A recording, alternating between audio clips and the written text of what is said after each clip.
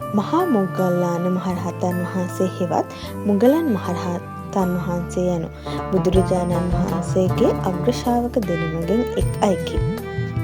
උන්වහන්සේ පියාගේ ගෝත්‍ර නාමය මොග්ගල්ලාන විය. එබැවින් උන්වහන්සේ මොග්ගල්ලාන නමින් හඳුන්වනු ලැබේ.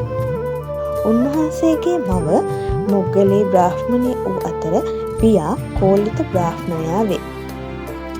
කෝලිත කුමාරයා සැරියුත් මහරහතන් වහන්සේ එනම් ගිහි කල උපතිස්ස කුමරුන් සමග කුඩා කල සිටම සමීප සම්බන්ධතාවයක් පැවැත් වූ අතර ඔවුන් දෙදෙනාම සංජය පිරිවැජය යටතේ බ්‍රහ්මචාරී ජීවිතයක් ගත කළා. මහා මොග්ගල්ලාන මහරහතන් වහන්සේගේ ජීවිතයේ ප්‍රධානතම ලක්ෂණය වූයේ උන්වහන්සේ සතුව තිබූ මහා 이르දි බලයයි.